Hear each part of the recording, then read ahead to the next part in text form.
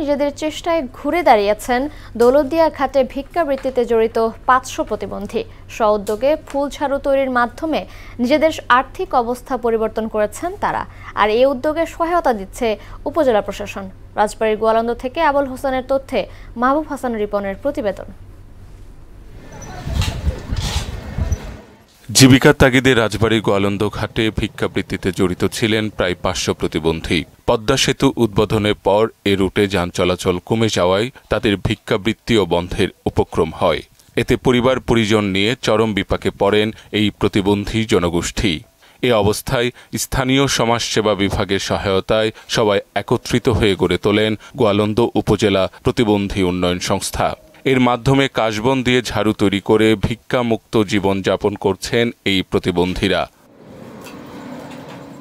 ভিক্ষাবৃত্তি ছেড়ে মাথা উঁচু করে বাঁচতে চাওয়ার ইচ্ছে শক্তি তাদের জীবন সংগ্রামে নতুন দিগন্তের সূচনা করেছে।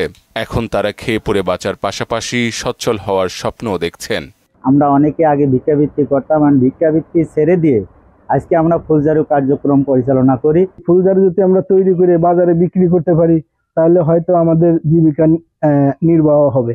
আমি এখন কর্ম করে খাইতেছি, আমার খুব ভালো লাগতেছে। সরকারের আরও বেশি সহায়তা পেলে ঝাড়ু তৈরির পাশাপাশি লাভজনক হস্তশিল্প পণ্য তৈরি করতে আগ্রহী প্রতিবন্ধী ব্যবসায়ীরা। হস্তশিল্প করতে পারে মানে সরকারের সহযোগিতা কামনা করতেছি। যদি সরকার আমাদের আর একটু সহযোগিতা করে তাহলে আমরা মনে হয় যে আরো একটু ভালো চলতে পারবো। উপজেলা প্রশাসন থেকে তাদের সর্বাত্মক সহযোগিতা দেওয়া হচ্ছে বলে জানান উপজেলা নির্বাহী কর্মকর্তা। উপজেলা প্রশাসন থেকে সবসময় তাদের এই উদ্যোগকে স্বাগত জানিয়ে তাদের এটা মনিটরিং করছি, এবং তারা আরো যদি তাদের কোনো সাহায্য সহযোগিতার প্রয়োজন হয় উপজেলা প্রশাসন থেকে সবসময় তাদের পাশে থাকা হবে। লড়াকু প্রতিবন্ধীদের জীবনমান উন্নয়নে সম্ভাব্য সবকিছু করার আশ্বাসও দেন তিনি। মাহবুব হাসান রিপন, মোহনা সংবাদ।